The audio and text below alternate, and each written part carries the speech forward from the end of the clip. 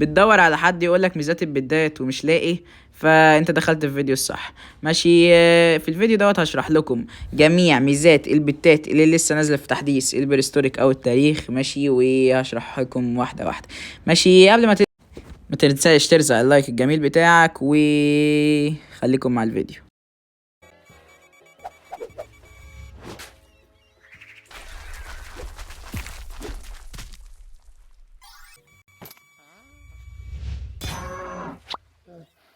طيب يا شباب، انا اللي هشرح لكم الحدث وهقول لكم ميزات البتات اللي لسه نازله حالا حرفيا. ماشي، وان شاء الله اكون اول واحد يعني. ماشي. فعامه يا جدعان الحدث سهل بصراحه يعني. هو طيب يا شباب، هو هنا ضايف لنا كرافت جديد. ماشي، يعني اللي عايز يعمل ما استنى استبر بس اشرح لك البتات وكل حاجه. ماشي، ما انصحكمش تعمل اي حاجه في الحاجات دي خالص، ولا واحده في الكرافت اللي هو الجديد ده. ماشي. وعندنا بقى هنا اهو بتجيب سمر سيد باك جديده، وهنا بتكلمه وبيديك مهمات. الراجل ده بيديك مهمات، والتانية بيديك بص المهمات اللي عندي. مثلا بيقول لي خلي الكلب يوصل ليفل 10، وازرع 100 جزرة، واعمل لايتنينج رود. ماشي، فمهمات سهلة يعني. والناحية التانية هو اللي بتديله حيوان. ماشي، فهنا بتديله حيوان من عندك، بيديك حيوان بعد ساعة. فاعتقد ان يعني بيديك حيوان عشوائي، يعني كأنك فتحت بيضة على ما اعتقد.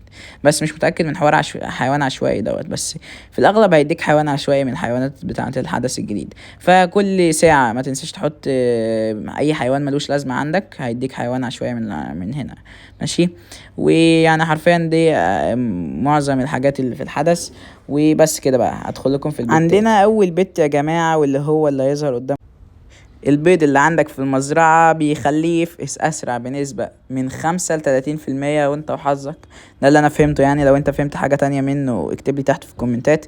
ماشي، يعني بيسرع البتات في الأغلب يعني، فمش حلو أوي يعني، بس كويس الحمد لله. ماشي. بس 30% كويسة يعني، نسبة كبيرة. ماشي. عندنا البت اللي بعد كده، وهو البت اللي هيظهر قدامكم. ويا جدعان الحيوان حرفيا ميزته عبيطة أوي. كل الفواكه اللي انت زارعها يعني عندك في المزرعة عادي، مثلا شجر ابل بتاع. ماشي. لما بتاخدها نسبة 8% ان الفاكهة تفضل في الارض او تجيلك مرتين قصدي. ماشي. يعني هي يعني. ماشي. وعنده نسبة اقل يعني 4% تقريبا انه ياخد الفواكه الجديدة اللي هي لسه نازلة في الحدث والسيد باك وكده. فيعني ميزة عبيطة. ليه بيقللوا الفواكه الجديدة؟ فيعني معرفش بصراحة. ماشي، يعني المفروض يزودوها.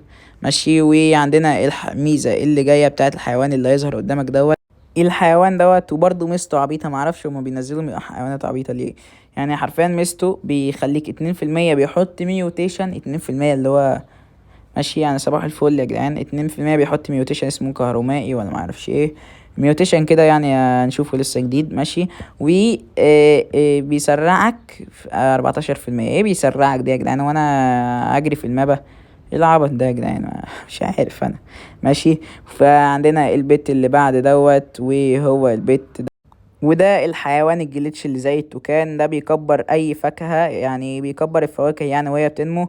فده زيه زي المونكات زي التوكان والحاجات دي يعني. فبصراحة البت هيبقى جامد انا متأكد، ممكن احتمال كبير ينزلوا جليتشات ان شاء الله يعني. ماشي. فخلوه عندكم لو جالكم ما تبيعوش يعني، بصراحة شكله حلو. ماشي. فعندنا اهم بت في الحدث يعني حرفيا، وهو الديب. والحيوان ده يا جدعان هو اقوى وافخم واحسن حيوان نزل في اللعبة حرفيا. ده ميزته خرافية يا جدعان. كل 20 دقيقة بياخد ميوتيشن من عندك. فاكهة عندك في الحديقة يعني، مثلا ياخد عندك شوجد مثلا ياخده وبينسخه وبيحطه على 3 فواكه تانيين. يعني انت حرفيا عندك ديسكو، هياخد الديسكو ويحطه على 3 فواكه تانيين في المزرعة. انت متخيل؟ ده كل 20 دقيقة. ده حرفيا من اقوى البيتات.